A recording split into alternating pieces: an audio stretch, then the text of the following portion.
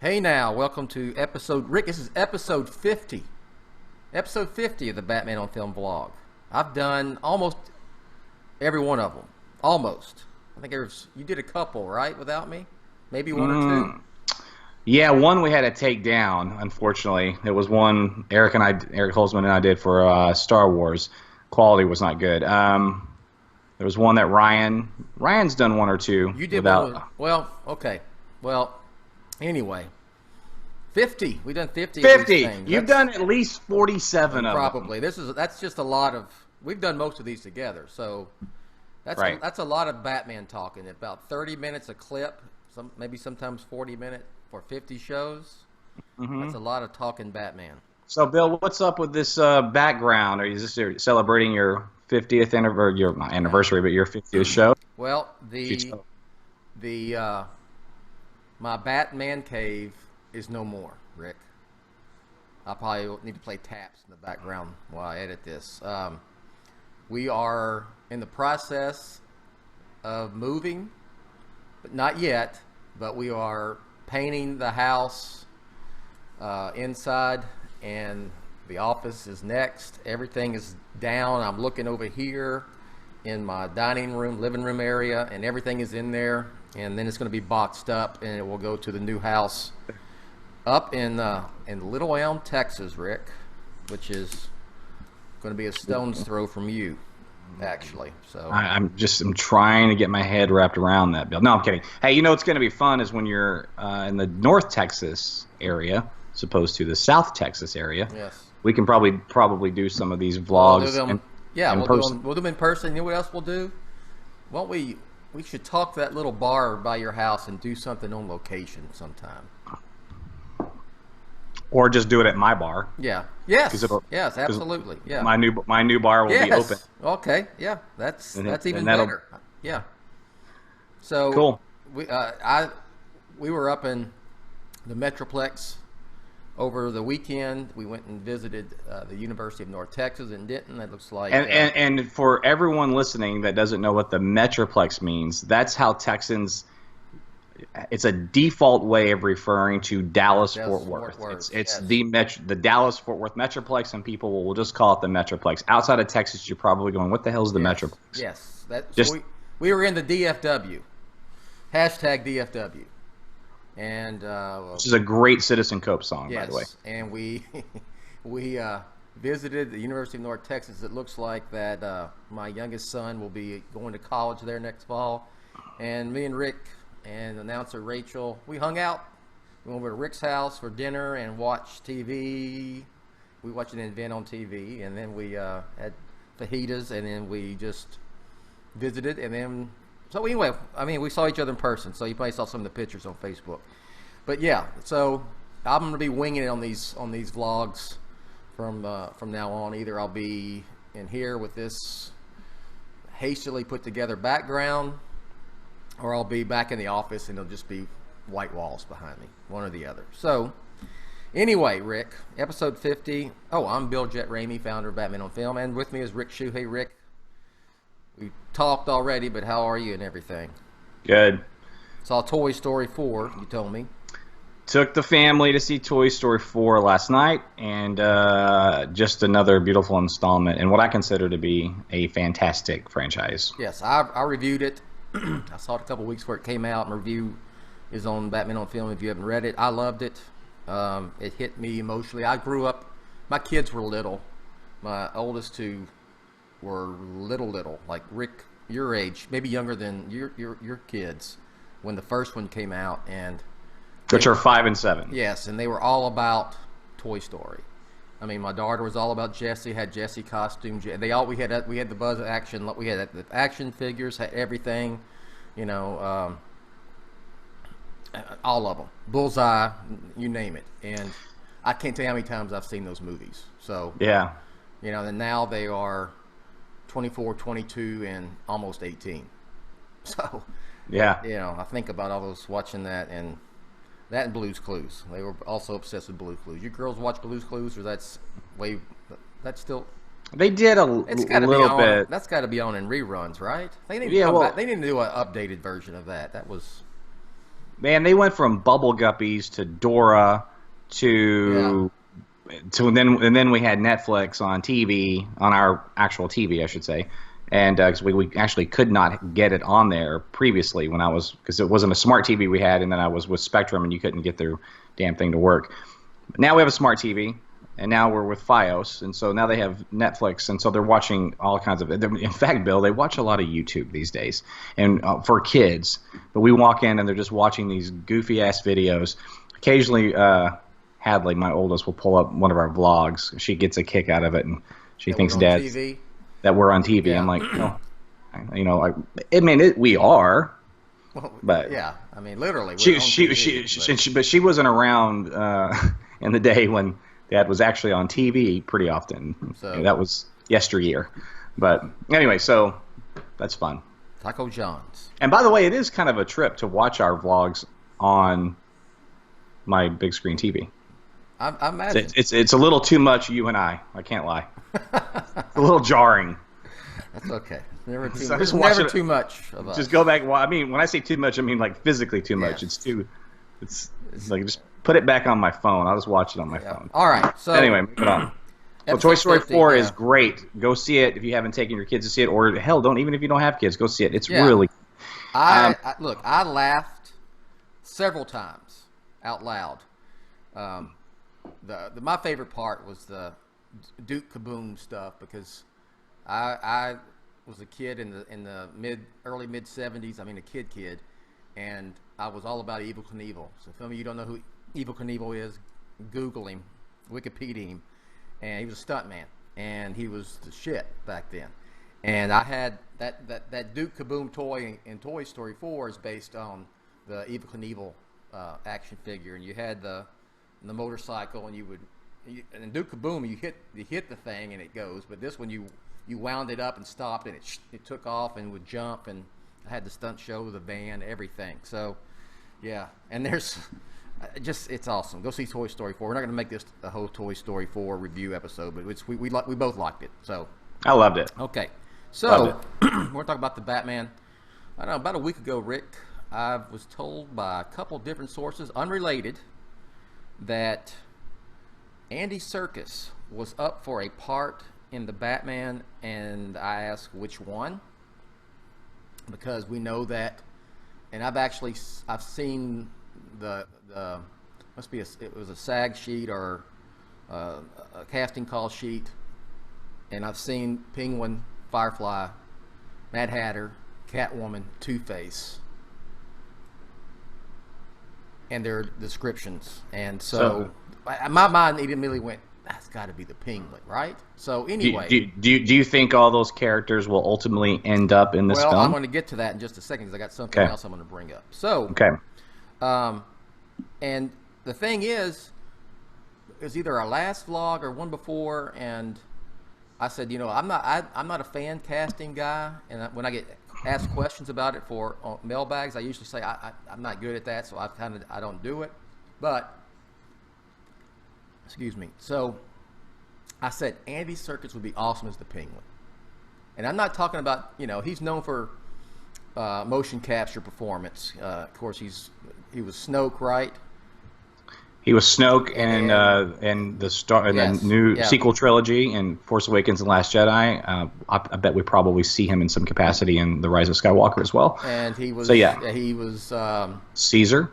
Yes, well, that's the thing. I mean, that's the relationship. Okay, and he's also was in the Lord of the Rings movies. Right.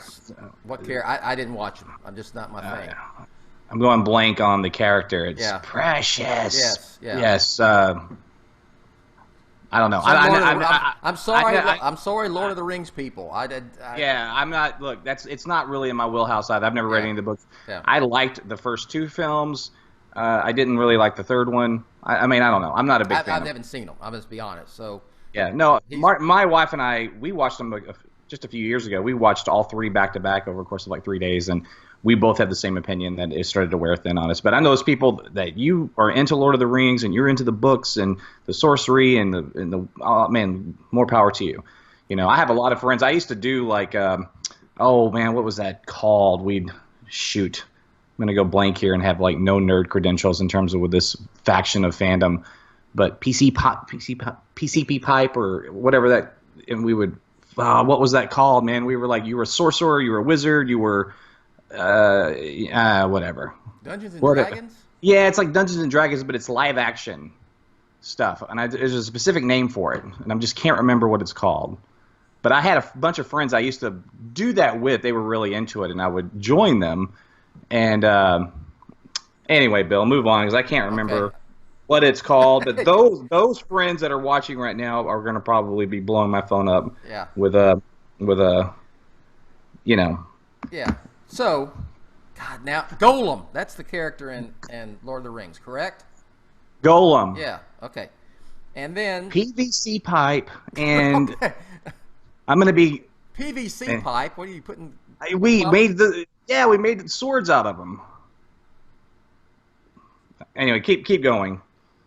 Anyway, so he plays. So connection to Matt Reeves, of course, is he was the main character in Reeves's Lord of the Rings, Planet of the Apes films. Of course, Reeves did the middle, the second and third chapters.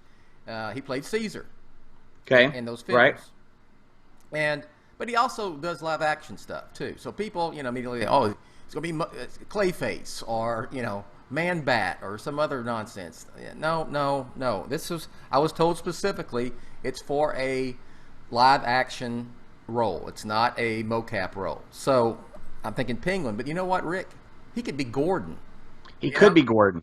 But I want to talk about the Penguin for a second because I just finally found it's what I've been doing on my phone. I've talked about this artist that mocked up this picture of the Penguin, and rightfully so. You never wanted to superimpose it here on the vlog because we didn't know who the artist was. Yes. And our friend John Reagan found the artist. The guy is William Gray. Okay. And I'm just texting this to you. You should put this picture up. Okay, I'll put it up. Because this photo of Andy Serkis as the Penguin really resonates with me. Yeah. I would love for Matt Reeves to go for that look if that is indeed the character he's playing. And I have a funny feeling that's ultimately who he's going to be. Call it a hunch. Okay. I'm gonna put my whatever's left of my reputation, my tattered reputation, on the line right now to say that he's going to be Oswald Cobblepot. I mean, I even said, and I was half kidding. And now I'm gonna put my phone away. Okay. And because I was obsessed with finding that picture. And now I've been too distracted. And I said, go ahead. I said, look, even if it was mocap, they could cast him as the frickin' Batmobile in a mocap performance, and I'd be going, okay, that's fine. It's Andy Serkis, Of course, I'm being exaggerating, but yeah, he would be great as the Penguin. He would be great as Alfred. I mean, he could be the Mad Hatter. I mean, he absolutely could be the Mad Hatter. That would be awesome as well, and I would take him as Gordon. Yeah. And I think Gordon would be the thing that people probably they would expect the least out of this in terms of what we're discussing right now, and maybe that's what Matt Reeves is going for. But the thing about the motion capture performances that this man has done, it's not the CGI is not what's making the performance. Yeah. The actor is making that performance, and the CGI just creates the look of the character in terms of like Snoke, the skin and everything. You can't act. It's still the facial expressions, the eyes. Right, totally. Is the actor. Think Aaron Eckhart and The Dark Knight. Yeah. Okay, that his face when he was Two-Face, that wasn't prosthetic. No. That was primarily CGI. Mostly, yeah. But mostly, but you would never know it. And that's the same kind of thing. When you watch Caesar, when you watch Snoke, watch that scene in The Last Jedi when he's taunting Kylo, when he brings Rey in, he's trying to seduce her. I mean, the dude is just, and that's him, I would love to see him play anything. I'm with you. Put him as whatever. But the Penguin is like because you know me, Bill, I am very much, I have been dare I say, an advocate, probably a little bit dramatic of a term for this, but I have wanted a live-action Penguin for as far back as the Nolan trilogy. It was one of my only disappointing things in that trilogy is that he didn't. I would love to have seen an Oswald. I've said many times, Chris Nolan version. He could have made him one of the mobsters in The Dark Knight. Right. And he didn't, and that would be one of my. I think Chris said that he was kind of tricky to do. It was kind of unrealistic, but come on, Chris. Then he turns around. Then he turns around and does Bane. Yeah. So come on. Yeah. And I might add, in my view. Yeah. Anyway, so yes, because I am not a fan of Danny DeVito's portrayal. Nothing against Danny DeVito, I love him, but I don't like Batman Returns, and mainly because of the Penguin stuff. So I want to see a cinematic live action Penguin that not like erases the memory of Batman Returns, because it's certainly not going to do that. And there's a lot of people that love that movie, but for me, I need something that I can like hang my hat. Huh? If I was just talking to the audience, go ahead. Oh, that I can hang my hat on, you know, like that's the my characterization. He is a Gotham mobster. So short. It says short, obese man with a long nose, Gotham mobster. So anything else that allude to anything with him? No, that's okay. No. Okay. So and there's more characters than that. So look, just to finish up with that. I hope that this is true, that he gets a role in this film, because I think he's fantastic, and I really don't care. I would prefer to see him as the Penguin, but what do I know?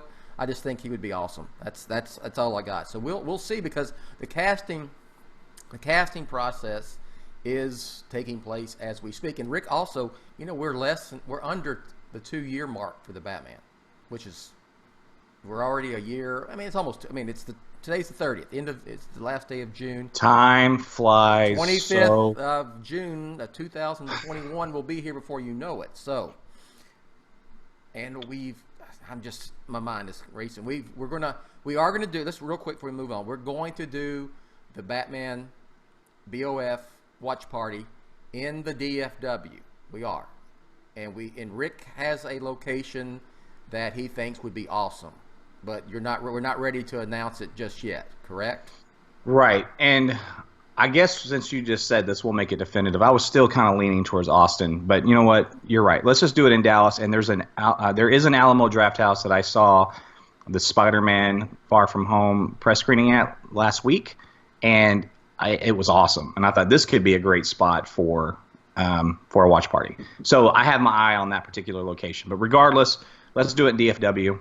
And it's easier to get here than it is to Austin. There's a lot more direct flights for people that want to fly. Yeah, a lot of people, if you're coming in, you would probably end up either going to Houston or Dallas and then going to Austin. Right, and that's just a pain in the ass. Yeah, it is. But and hotels are generally cheaper here as well. There's cheaper options, for sure. And Austin's expensive. And it's not downtown, but it's damn close, correct? Yeah, so it's if it's in Lake Highlands. That's an area of Dallas. It's in that bubble of what would be considered 635 in downtown for those that live here. So it's not north of 635, right? So it's not in the suburbs, but it's not downtown either. So it's pretty convenient for suburb people and people staying downtown.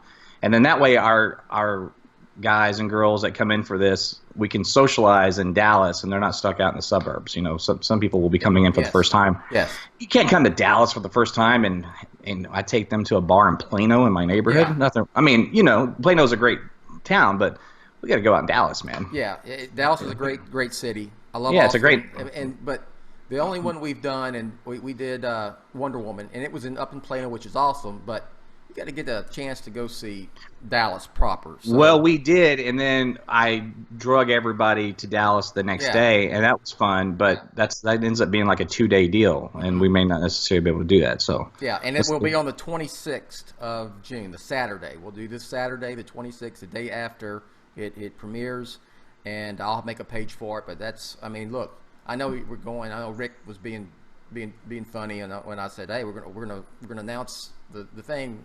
He goes, "Isn't that like 10 years from now?" But yeah, I mean, people got to make arrangements. If you want to plan a trip to go to Dallas, some people they go, "Okay, I got to save a little money to make this weekend trip to Dallas and spend whatever it takes." So we are saying that Saturday of opening weekend is the watch party in Dallas. Period. Yeah. You could book your trip right now. Yeah.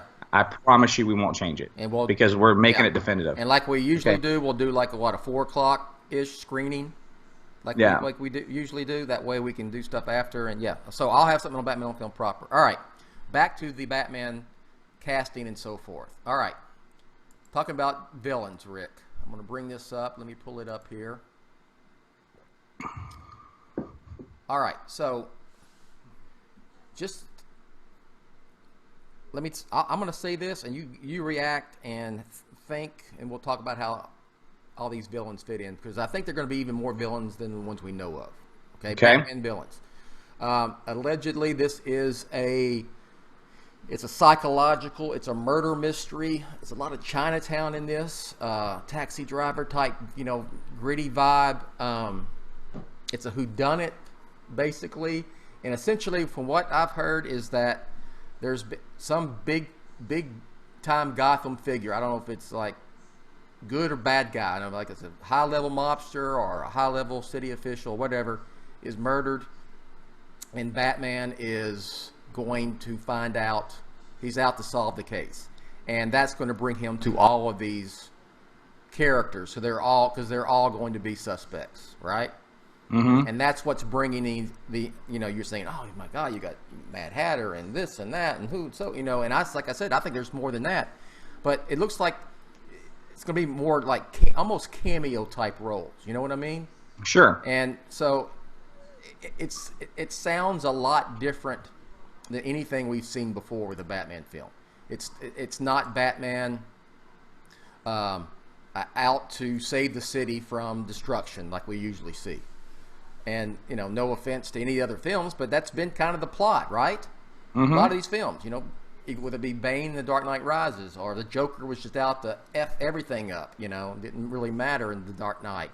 Ra's al Ghul and Batman Begins was, send fear gas and try to completely destroy Gotham. So this is different. And in a lot of ways, that's what Nicholson was doing in the Joker. Yes. I mean, in Batman '89. Batman, yeah. And the Joker. Yeah, well, a little Freudian slip there. You kind of could call that movie Yeah. The Joker, because he even had first billing, for God's sake. Yeah. Right. So, yeah. And he made a lot more money than Michael Keaton too. Yes. Yes. And more screen time. So I mean, Arguably. it sounds awesome. I think it's going to be something we haven't seen before, and it's what we need. We don't need the same formula. We're all exactly the same, but I'm excited for this thing, and I hope that it does turn out to be like that. I'd like to see a Chinatown-esque, and it sounds very Chinatown. I know that was a big influence on Reeves, but just your thoughts about potentially seeing all these villains in small roles, and Batman interrogating them, and you probably will see some Arkham and whatnot. So, what do you think? I think that's awesome. I have some friends that are saying, "Oh man, this is going to be one of those things. There's too many villains. It's going to be like, no. I wouldn't look at it that way. This isn't. They're not going to be driving the plot. They're going to be there as crucial encounters as that he has as he's doing his detective work. It's very much allegedly from Batman Bruce Wayne's point of view. He is the central character. This case is also something personal to him for whatever reason. I have no idea, and he's out to find the bad guy. We could even potentially hear him narrate this in a sense. I could even see Matt Reeves going that way. Yeah, I'm not a fan of that kind of stuff, but I mean, I wouldn't be a deal breaker for me. But I'm like, the less Batman talks, the more effective he is. Even in his That's head. fair. Even in his head. So, it's rolling though. Batman is coming. It's going to be. Look, we're getting in July here, so this casting stuff's going to pick up, because they're seeing people right now. Mm-hmm. They're meeting with folks, and it's just a matter of time before we start finding out who are going to play all these roles. And I want to see who plays Alfred and Gordon, and it's going to be great. So, Rick, anything else on all of this Batman related before we move on? Because I want to let you talk a little bit about Spider-Man Far From Home. No, I'll just say this. When I was at the theater last night to see Toy Story 4, I saw a poster for Wonder Woman 84 right next to a Star Wars Rise of Skywalker. Then there was a banner for The Joker, the Joker movie. And I was just looking around kind of in awe, going, man, this is just an awesome time. Look at this. And then we've got the Batman on the horizon as well. So that's all. I just wanted to say that because it was a cool moment. Yeah. I was just literally going, looking around going, look at this, man. What a great time to be a fan of all this stuff. And man, that poster of 84 in person, because I haven't seen it yet, that thing's so cool. Yeah. It was nothing with Birds of Prey yet? There wasn't anything that I saw at the Cinemark in West Plano with Birds of Prey. And not to say that it's not up. I just not where I was at. That comes out before Wonder Woman too. So maybe that was on the other side of the theater. But you've been there, when you walk in, go to the right or the left. Ours was to the right. Nothing about Birds of Prey over there. Okay. All right. But I didn't wander. I had my kids with me, so I didn't go. Spider-Man: Far From Home, non-spoiler. I know you did a video with Brian Chatlin. Your review is up on Batman on Film. I didn't see it. I had my days mixed up and then couldn't make it. But anyway, Rick saw it, Brian saw it, Joe Hyde saw it. I'll have a review of Batman on Film. So just for people who are watching may not have read the review or whatever, what'd you think? I really like it a lot. I might even end up loving it, because when I got home from the theater, obviously we're in an embargo, but you can talk to people that have seen it.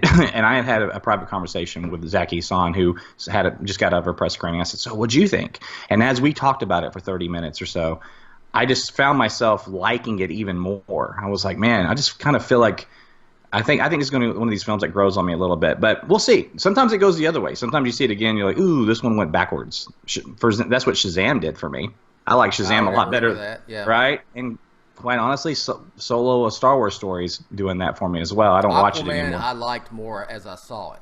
I borderline love that movie now. It's weird, and I didn't like it. Yeah, at first I didn't like it. I thought, it's okay. And then before I saw it, 2 or 3 times. I really like, So it's Aquaman's a good time, man. But when you write a review, that's the thing. You got to go with what you own it. One screening, the review's got to be out, and you got to go with what that original thing. You got to stand. You got to kind of go with that. So, here's I'll break it down like this. First of all, here's a little context. Homecoming is probably my favorite Spider-Man film. I love Spider-Man 2 as well. Not a big fan of Sam Raimi's other 2 films, honestly, not even the first one.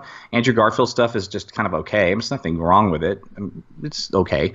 And so I really only love 2 Spider-Man films. And I like a lot of the stuff he's done in cameos in the MCU as well. I mean, Tom Holland's amazing. So I went in with expectations of really wanting to love it. So I was a little disappointed that I didn't. And if I broke it down into 3 acts and said Act 1, I was getting a little concerned because it was a little choppy, a little too cheesy, and like, come on, let the drama intensify a little bit. We don't have to have comic relief on everything. There's no stakes when you do that, right? It was too much of that.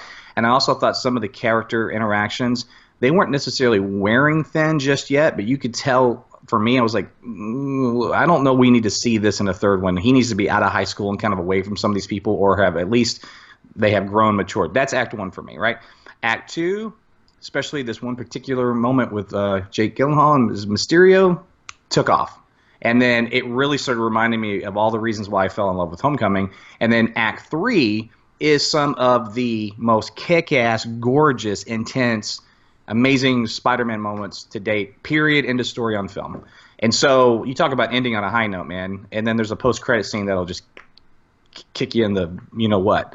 So there's 2 post-credit scenes, so stick around. But one in particular is like, right? Okay. So overall, I gave. Okay, go ahead, and then I'm going to ask overall, I gave this film it's a strong B. Yeah. And so I highly recommend it. And I'm hoping that I even like it a little more when I see it again on Tuesday. I already have my ticket, so I'm going Tuesday night. And I hope it doesn't go backwards for me, because that'll suck. But I don't think it will. We can do it. Once I see it, we can do a vlog on it, or maybe a podcast or something, and talk about it. Because I know, now you didn't tell me anything about the movie, but you told me that you are very excited to talk about one of the post-credit scenes. Yes, and avoid spoilers. I mean, there's a moment that is so fun. And I really hope this thing doesn't get leaked. And in fact, I know it has, because I walked into my buddy's bar, and who's actually my partner in my new bar. Anyway, I walked in, and one of his bartenders, this guy Lance, who's really into comics and comic movies, he pulls me aside. He knew I saw it. He goes, "Hey, is it true that's da-da-da-da?" I go, "Dude, where did you hear that?" He said, "It was leaked online." I go, avoid. Man, so I already know that there's something out there, so stay away. There's always some a-hole. Sucks. God. Always. I'm like, and I felt so bad for him. I was like, dude, that was such a cool moment. So just avoid it. Avoid. Yes. Okay. That's all I have. Well, there Yeah, we man. have it. And Tuesday, when do you go see it? I'll see it this week. Whenever it comes out, I'll see it probably that first opening day. Okay. Or at least the next. So, for sure. How did films typically do opening up July 4th weekend? Is that a good one? Good. Is it? Okay, Yes. I didn't know. I don't know. It's a good weekend. Yeah. Good. Okay. It's a good cool. weekend. It's a good weekend for releases, especially. Well, I would assume it would be. Marvel knows what they're doing. I mean, just in general, with the 4th being on a Thursday, and you've got through the weekend, people are going to be off Friday. That's true. Thursday, Friday, Saturday, Sunday. You got four full days of this. I just know their Thursday's a little shot. Yeah. That's all, but. Yeah. It probably just more than makes up for it as the weekend goes on because no one's working on Friday. No, that's the thing. And people go to the movie on 4th of July, man. A lot of people go to the movie on 4th of July. It's one of the big. Hey, Christmas Day, Thanksgiving Day, man, it used to be a big day for me and my sister go to movies. Yeah, it always is. I mean, it's still, even with these movies doing well, like in February and October, these obscure dates, there's still to me something special about the summer movie season, and even the holiday movie season, but especially that summer. I mean, to me, when I think holiday movies, my first thing comes to my mind is seeing Superman the movie in 1978 when I was in 7th grade, because it was a holiday release, Right.